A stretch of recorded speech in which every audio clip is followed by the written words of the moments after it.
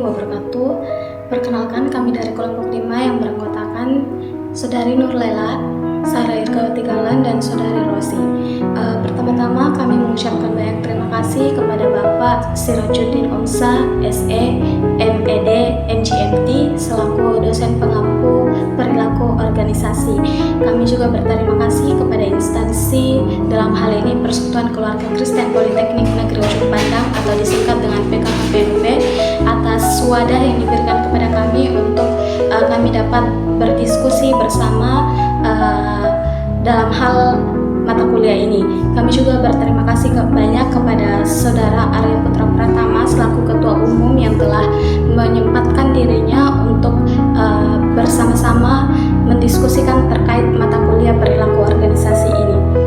Halo semuanya, perkenalkan, nama saya Sarah Irgawati Galan dengan NIM 461221115.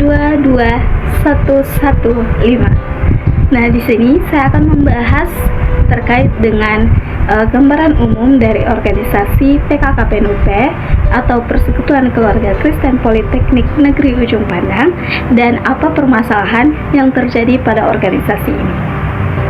Yuk disimak.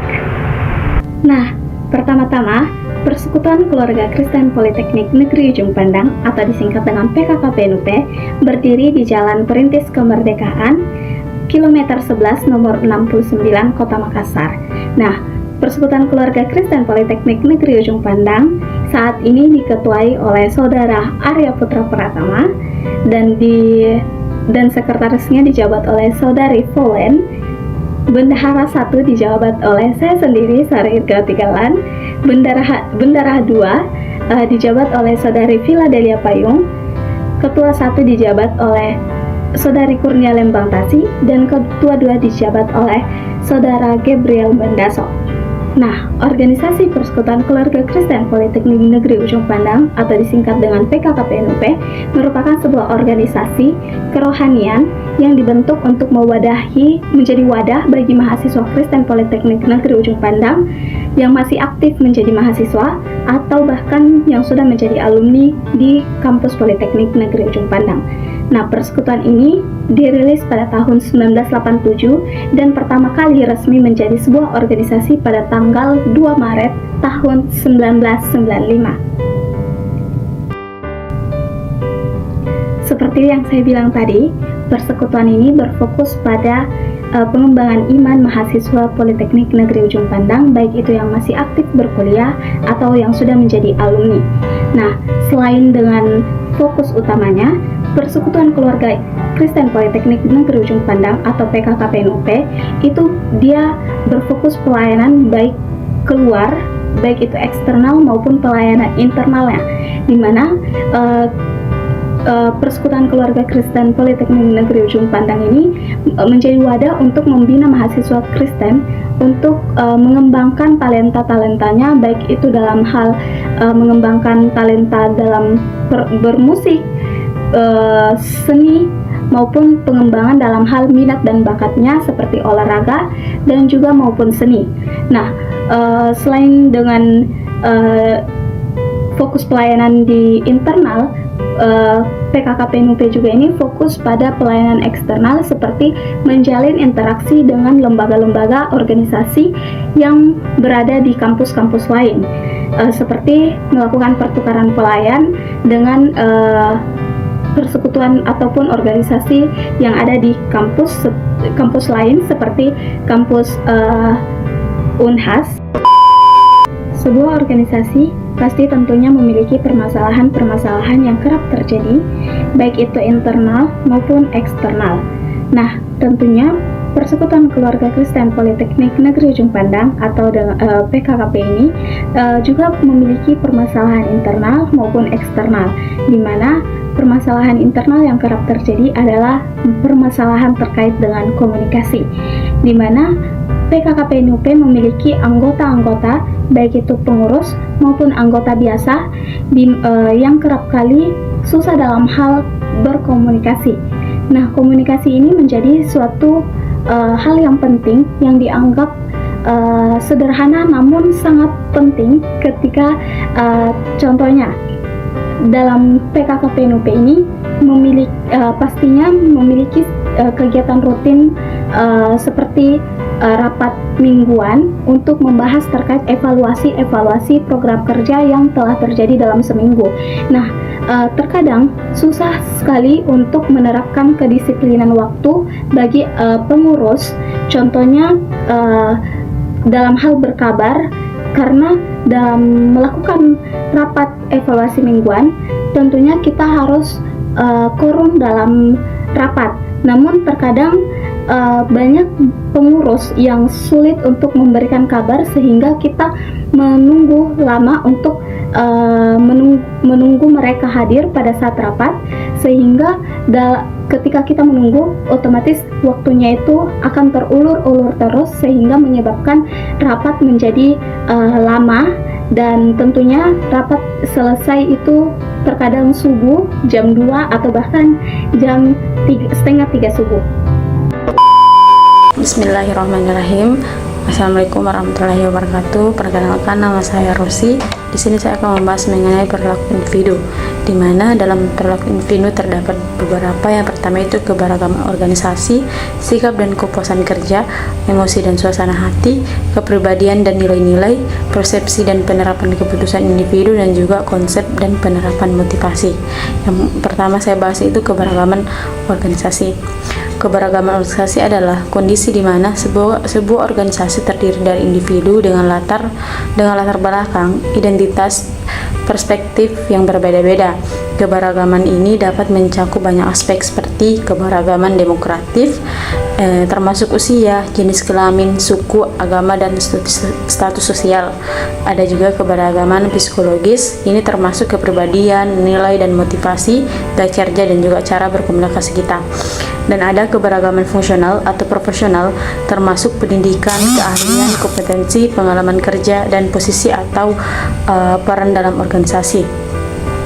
Keberagaman dalam PKKPN-UP muncul karena setiap anggota memiliki latar belakang, karakter, sikap, dan gaya pembahasan yang berbeda-beda. Perbedaan ini menjadi fenomena organisasi yang natural ketika individu dengan kepribadian dengan cara berpikir yang tidak sama bekerja dalam suatu tim. Dalam konteks PKKPN-UP, keberagaman ini sebenarnya merupakan sumber kekuatan. Adanya variasi cara pandang membuat proses diskusi lebih kaya atau lebih luas, keputusan lebih matang, dan kreativitas meningkat. Misalnya anggota yang pendiam atau cenderung lebih analitis, sementara anggota yang aktif dan cepat tanggap lebih unggul dalam eksekusi dan komunikasi. Kombinasi dua karakter ini dapat menghasilkan keputusan yang seimbang jika dikelola dengan baik. Namun keberagaman juga menjadi masalah potensi jika organisasi memiliki mekanisme untuk mengelolanya. Namun PKKP berdasarkan jawaban yang menghadapi resikonya itu, yang pertama itu miskomunikasi karena perbedaan gaya bicara atau cara menyampaikan pendapat. Yang kedua, perbedaan persepsi, misalnya anggota aktif merasa anggota lain lambat, sedangkan yang pendiam merasa tidak nyaman dengan komunikasi yang tertentu.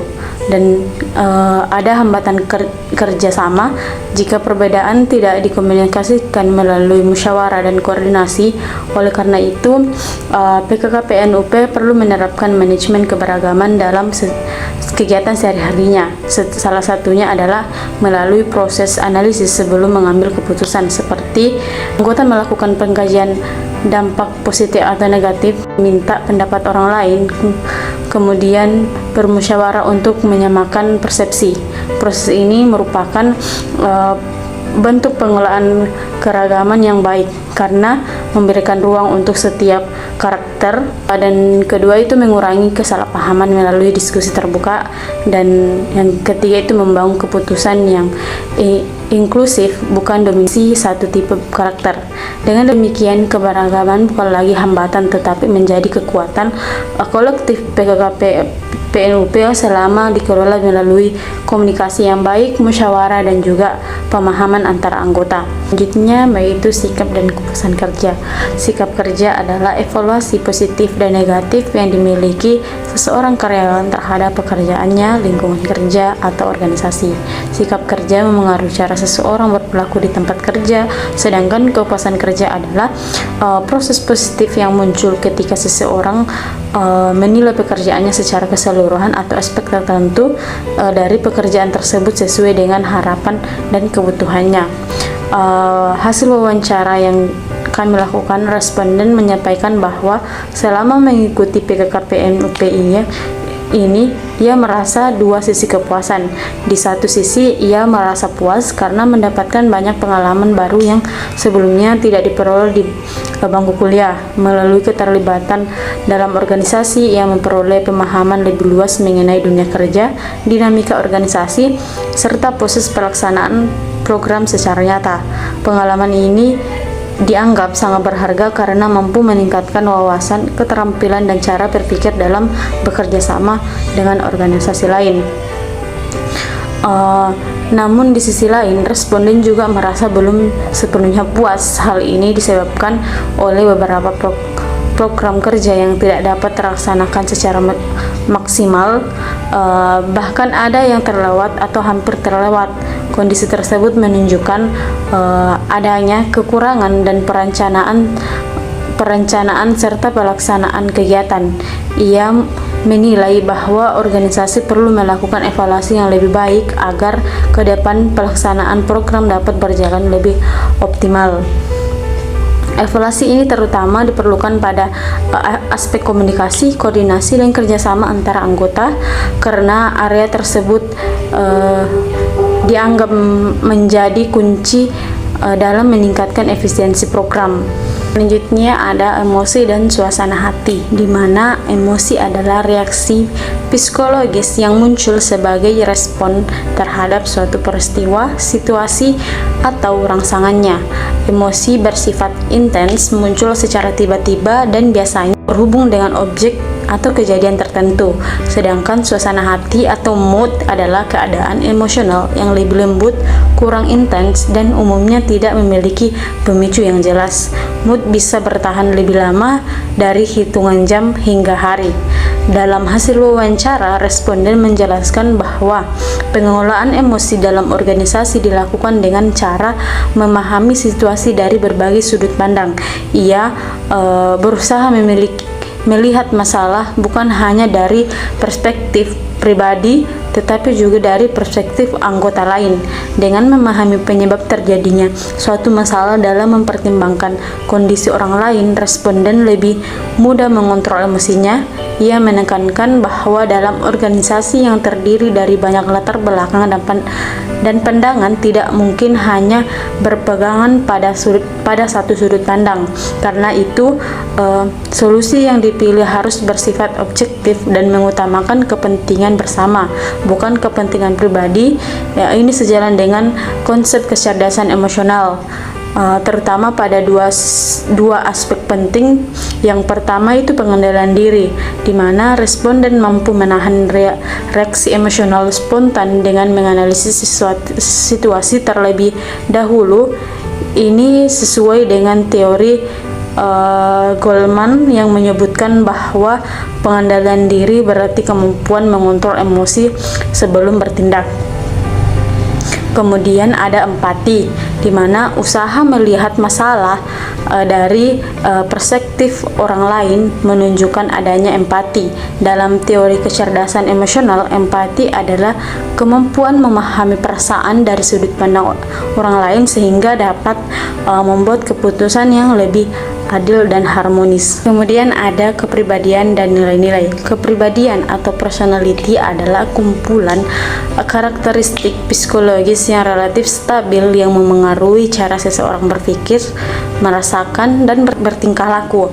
Kepribadian membedakan satu individu dengan individu yang lain dan terbentuk dari kombinasi genetik, lingkungan, pengalaman hidup, dan interaksi sosial. Dari hasil wawancara menunjukkan bahwa karakteristik individu anggota PKKP-NUP bersifat heterogen, mencerminkan keragaman dalam hal responsivitas, ekspresi emosional, serta kecenderungan interpersonal. Dalam persepsi teori perilaku organisasi, variasi ini merupakan bagian dari individual difference yang secara alami muncul dalam kelompok dan dapat memengaruhi dinamika kerja tim. Pada tingkat nilai organisasi, PKKP-NUP menekankan prinsip kebersamaan sebagai nilai-nilai. Nilai-nilai ini berfungsi sebagai mekanisme integratif yang menyatukan anggota dengan latar belakang dan karakter yang berbeda. Kebersamaan dipandang sebagai landasan untuk membangun koordinasi, kolaborasi, dan kohesi kelompok, terutama karena struktur kepengurusan menuntut kerjasama lintas individu, divisi, dan departemen dalam kurun waktu 1 tahun. Dalam kerangka teori budaya organisasi, nilai keberagaman ini dapat dikategorikan sebagai nilai normatif yang mengarah perilaku anggota dan memastikan organisasi berjalan secara efektif dan harmonis. Kemudian ada persepsi dan penerapan keputusan individu. Persepsi adalah cara seseorang menerima, menafsirkan, dan memahami informasi dari lingkungan sekitarnya. Dalam konteks organisasi seperti PKKP-NUP ini, persepsi menjadi dasar bagaimana individu memandang suatu masalah, memahami situasi, serta menentukan tindakan yang tepat. Persepsi tiap orang berbeda karena dibentuk oleh pengalaman, nilai pribadi, karakter, latar belakang, dan cara berpikir masing-masing. Dari hasil wawancara menunjukkan bahwa proses penyusunan program dalam organisasi mengikuti tahap pengambilan keputusan yang sistematis. Tahap pertama adalah analisis dampak terhadap aspek positif dan negatif program. Dalam teori manajemen, langkah ini termasuk problem analisis dan impact assessment yang berguna untuk menilai kelayakan serta potensi manfaat jangka panjang, sekaligus mengidentifikasikan risiko yang perlu diantisipasi. Setelah analisis dilakukan, tahap berikutnya adalah mengumpulkan saran dari anggota lain. Langkah ini mencerminkan prinsip di mana masukan dari berbagai pihak digunakan untuk memperkaya sudut pandang, mengurangi bias personal, dan meningkatkan objektivitas keputusan. Tahap terakhir adalah musyawarah, yaitu proses untuk mencapai kesepakatan bersama. Dalam perspektif teori dinamika kelompok, musyawarah berfungsi untuk memperkuat kohesi, meningkatkan rasa memiliki terhadap keputusan, serta memastikan implementasi program berjalan lebih efektif karena telah disetujui secara kolektif. Secara keseluruhan, hasil wawancara tersebut menggambarkan bahwa perencanaan program dilakukan melalui pendekatan analitis, partisipasi, dan kolaboratif untuk menghasilkan keputusan yang matang dan dapat diterima oleh seluruh anggota organisasi tersebut. Kemudian yang terakhir itu konsep dan penerapan motivasi, di mana motivasi adalah dorongan yang menggerakkan individu untuk bertindak dan mempertahankan usaha menuju tujuan. Teori motivasi membantu memahami faktor apa saja yang mempengaruhi perilaku kerja. Ketika diterapkan, motivasi meningkatkan kinerja, kerjasama, serta kepuasan individu dalam organisasi. Dalam konteks kelompok seperti PKKP-NUP ini, motivasi muncul melalui penghargaan kerja tim dan kesempatan berkembang, dan juga rasa memiliki terhadap tujuan bersama.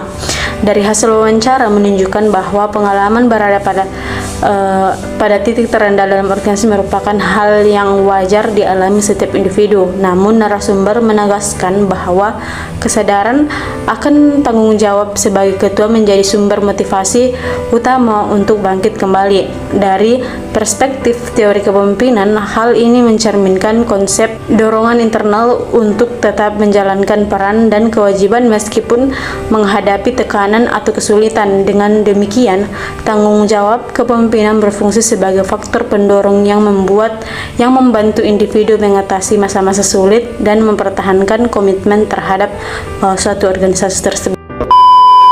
Hai, kembali lagi bersama saya Sarah Irga Tigalan. Di sini saya akan membahas terkait dengan perilaku kelompok ataupun grup, di mana saya akan membahas terkait 4 subtopik, yaitu yang pertama terkait dengan perilaku kelompok dan kerja tim. Nah, seperti yang telah kita pelajari bersama terkait materi ini, bahwa kita tahu bahwa perilaku kelompok ini merupakan cara individu untuk bertindak, berinteraksi, dan merespon satu sama lain ketika berada dalam sebuah kelompok atau sebuah tim. Nah, faktor ini muncul karena adanya norma, tujuan bersama, dinamika sosial, serta pengaruh emosional antar anggota. Nah, di sisi lain, kerja tim ini merupakan kerja yang kolaboratif, di mana beberapa orang itu dengan keterampilan tertentu bekerja secara bersama-sama untuk mencapai hasil yang lebih maksimal dibandingkan bekerja secara individu. Nah, dalam organisasi Persekutuan Keluarga Kristen Politeknik Negeri Ujung Pandang atau PKKPNUP sendiri memiliki dinamika kerja tim, perilaku kelompok yang menunjukkan karakter yang sangat solid. Nah, meskipun terdapat beberapa kendala di dalamnya seperti tadi yang saya bilang komunikasi. Nah, salah satu tantangannya itu ya memang komunikasi, kurangnya komunikasi antar anggota pengurus, di mana komunikasi ini memang hal yang saya bilang tadi sederhana namun sangat berarti atau sangat penting dalam sebuah berorganisasi. Nah, komunikasi di PKKPNUP ini yang saya bilang tadi bahwa dia itu belum optimal, sehingga terkadang menyebabkan terjadinya miskomunikasi antar anggota, keterlambatan informasi, serta kesalahpahaman dalam pelaksanaan tugas maupun kegiatan internal yang dilakukan oleh organisasi. Nah, yang kedua, di sini saya akan membahas terkait dengan komunikasi. Seperti yang telah kita pelajari sebelumnya, bahwa komunikasi merupakan penyampaian dan penerimaan pesan antar dua orang ataupun lebih agar terjadi pemahaman secara bersama. Nah, proses ini tidak hanya melibatkan tentang lisan maupun tulisan, tetapi juga memberikan bahasa tubuh, ekspresi wajah, dan media lainnya, di mana komunikasi ini memiliki berbagai jenis seperti komunikasi verbal, komunikasi nonverbal, lisan, tulisan, dan juga massa yang penting untuk interaksi sosial, pembangunan hubungan, dan pencapaian tujuan tertentu. Nah, dalam organisasi, komunikasi ini sangat penting untuk membangun relasi antar anggota di dalam sebuah organisasi. Nah, sedangkan di PKKPNUP sendiri, komunikasi dengan anggota serta alumni yang ada di organisasi PKKPNUP itu memegang suatu peranan yang penting dalam hal menjaga keberlangsungan serta membangun hubungan yang baik serta kuat antar anggota luar biasa atau diistilahkan dengan alumni itu menjadi sangat kuat. Nah, dengan anggota, komunikasi itu dibutuhkan agar setiap orang dalam organisasi ini menyadari tugas serta tanggung jawab dan juga arah pelayanan yang sedang dijalankan dalam PKKPNUP. Di PKKPNUP itu tidak hanya menjalin relasi antar anggota saja yang masih aktif berkuliah di PKKPNUP, tetapi juga menjalin komunikasi yang baik antar alumni, di mana komunikasi ini tujuannya untuk mempertahankan kesinambungan nilai, sejarah, dan juga identitas dari organisasi ini. Nah, alumni bukan hanya bagian dari masa lalu di organisasi ini, tetapi juga menjadi sumber pengalaman, wawasan, serta dukungan yang dapat memperkuat generasi pengurus maupun anggota yang masih aktif dalam organisasi ini. Nah, hubungan yang terjaga melalui komunikasi memungkinkan alumni itu tetap terlibat dalam organisasi ini, baik dalam berbagai kesempatan, baik itu kesempatan dalam hal pelayanan dan juga memberikan masukan-masukan bagi pengurus untuk evaluasi kinerja ke depannya. Nah, tadi sudah saya jelaskan terkait dua hal, yaitu terkait dengan perilaku dan kerja tim serta komunikasi. Di sini yang ketiga saya akan membahas terkait kepemimpinan. Nah, perlu saya jelaskan bahwa pemimpin dan bos dua hal yang berbeda. Pemimpin merupakan seseorang yang mampu mempengaruhi, memotivasi, serta menjadi teladan bagi orang lain untuk ikut dalam hal mengerjakan tugas dan tanggung jawab, sedangkan bos itu merupakan orang yang hanya memerintah bawahannya untuk mengerjakan tugas tanpa ikut terlibat dalam tugas dan tanggung jawab tersebut. Nah, dari penjelasan yang sudah saya jelaskan sebelumnya, bahwa berdasarkan hasil pengamatan, baik itu wawancara dan diskusi yang telah kami lakukan bersama narasumber, yaitu Saudara Arya Putra Pratama selaku Ketua Umum di organisasi PKKPNUP, bahwa saya jelaskan di PKKPNUP itu sikap kepemimpinannya itu bukan hanya tentang jabatan atau juga posisi yang telah dimiliki oleh Saudara Arya Putra Pratama, melainkan di mana PKKPNUP ini ketua umumnya ini atau pemimpinnya itu memiliki rasa tanggung jawab untuk mengatur program kerja, mengambil keputusan, serta memastikan bahwa komunikasi yang terjadi antara anggota itu berjalan dengan lancar. Nah, karakter utama yang ditonjolkan oleh Saudara Arya Putra Pratama selaku pemimpin di persekutuan ini atau organisasi ini, yaitu sikap rendah hati, kemampuan mendengar masukan-masukan yang telah ada, serta memiliki kesediaan untuk membimbing orang anggotanya agar mampu melaksanakan tugas serta tanggung jawabnya sesuai dengan peran yang dilakukan oleh masing-masing anggota pengurus ini. Nah, tadi saya sudah menjelaskan terkait dengan 3 topik. Di sini yang terakhir saya akan membahas terkait dengan topik yang keempat atau sekaligus dengan topik yang terakhir, yaitu pembahasan terkait dengan konflik dan juga negosiasi. Sebelum membahas terkait itu, saya juga akan menyambungkannya nanti dengan hasil diskusi atau wawancara yang telah kami lakukan bersama dengan narasumber selaku Arya Putra Pratama, di mana dia merupakan ketua umum di PKKPNUP itu sendiri. Nah, pertama-tama konflik dan negosiasi ini merupakan dua hal yang saling berhubungan, di mana konflik merupakan pertentangan yang terjadi antara dua orang atau lebih yang memiliki tujuan, ide atau klaim yang berbeda atau tidak sejalan. Sedangkan negosiasi itu sendiri merupakan upaya dalam hal komunikasi untuk mencapai kesepakatan yang saling menguntungkan ketika terjadi konflik dalam suatu organisasi.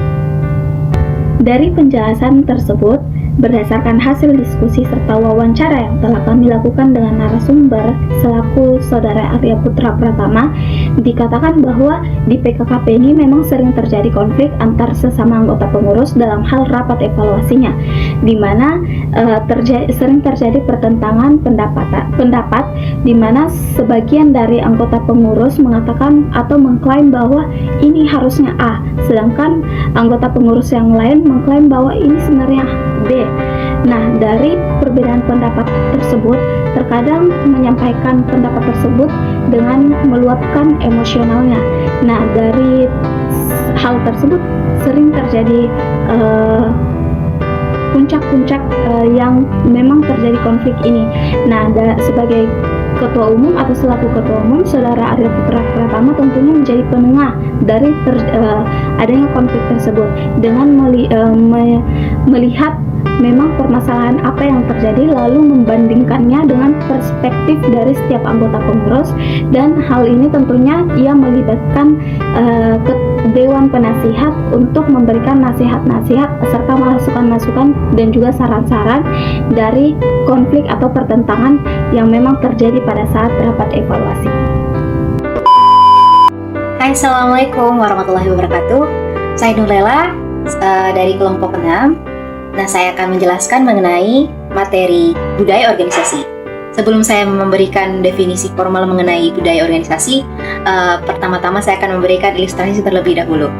Nah, kalau teman-teman pernah dengar, di Jepang itu mereka terkenal dengan kesetiaan pegawainya dan juga kesopanan pekerjanya. Misalnya mereka mengenal norma kesopanan seperti menundukkan kepala, sama karyawan maupun dengan bos mereka. Dan mereka juga terkenal dengan kesetiaan mereka untuk bekerja di dalam satu perusahaan seumur hidupnya misalnya. Atau jika kalian pernah mendengar di Google itu, mereka tidak menuntut para pekerjanya untuk memakai pakaian formal.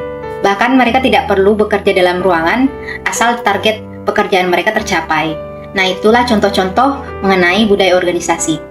Sesuatu yang dirasakan sudah mengakar di sebuah organisasi dan dilakukan oleh semua elemen organisasi yang kadangkala kita tidak dapat mengidentifikasinya. Namun kita dapat merasakannya atau melihatnya ketika kita sedang berada dalam organisasi tersebut. Nah, jadi budaya organisasi ini sebagai karakteristik pada suatu organisasi untuk kemudian menjadi pedoman bagi organisasi dengan cara yang membedakannya dengan organisasi lain.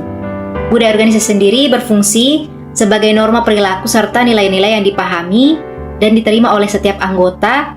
Nah, beberapa sosiolog memiliki pendapat pengertian budaya organisasi ini seperti menurut Susanto, pengertian budaya organisasi adalah nilai-nilai yang menjadi pedoman bagi sumber daya manusia untuk menghadapi permasalahan eksternal dan usaha penyesuaian integrasi ke dalam organisasi.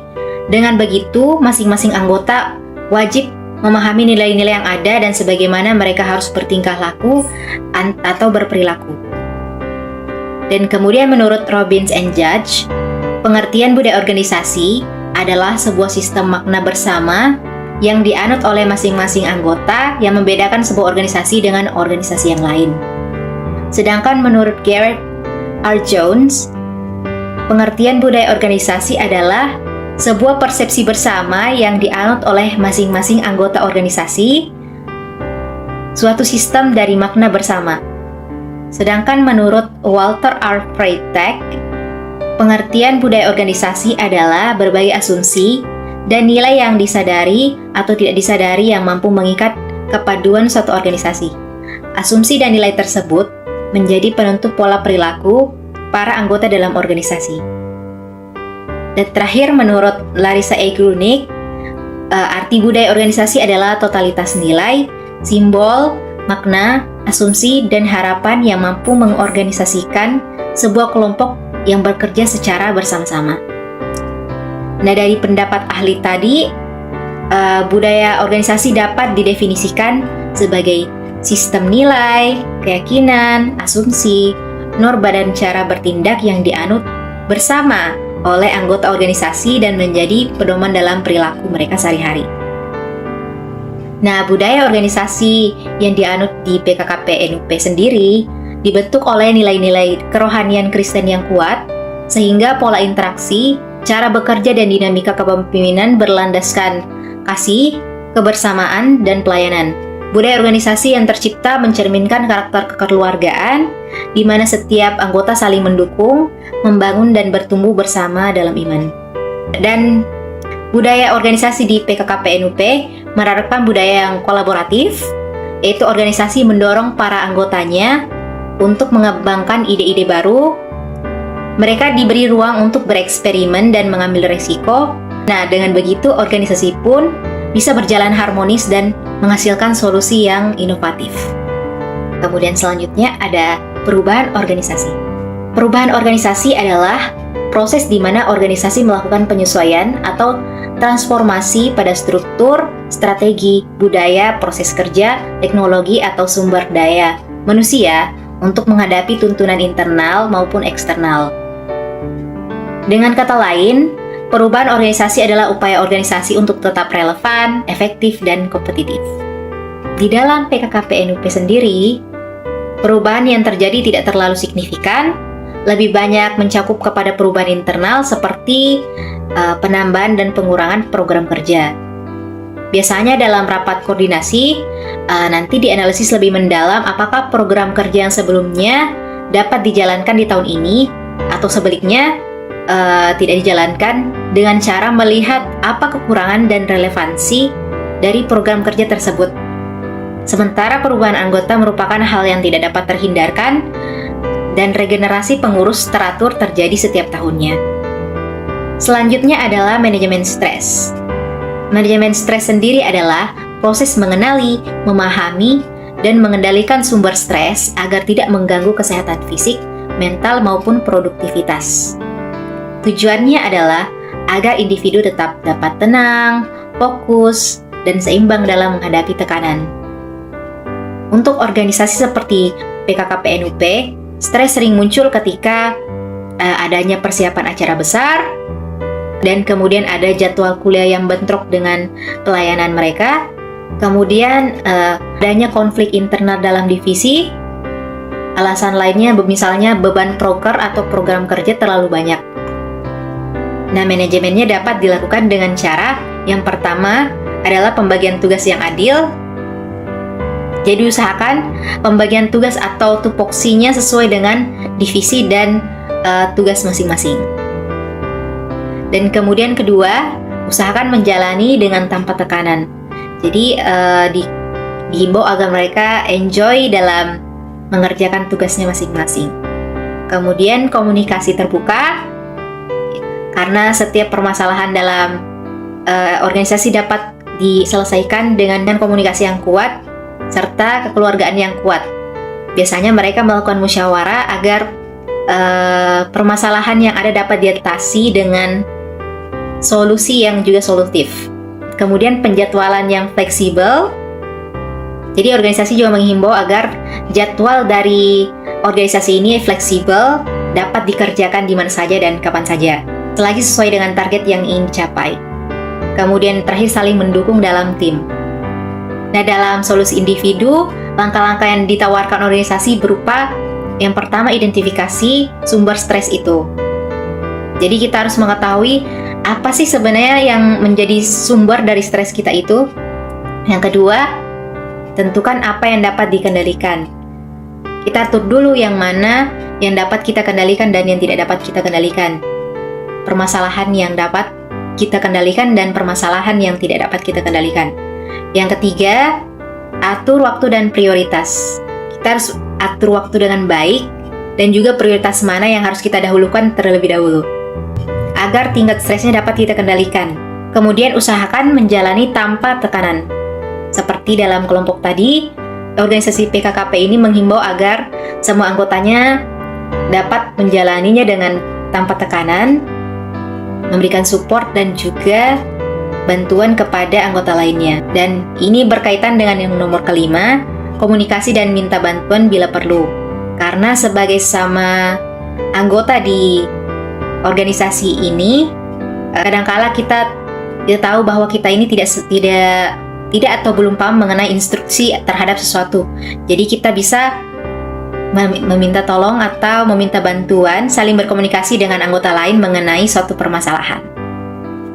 Dan yang terakhir, evaluasi pengembangan diri. Jadi tidak lupa kita dari semua permasalahan yang ada, kita dapat mengembangkan diri kita menuju ke arah yang lebih baik.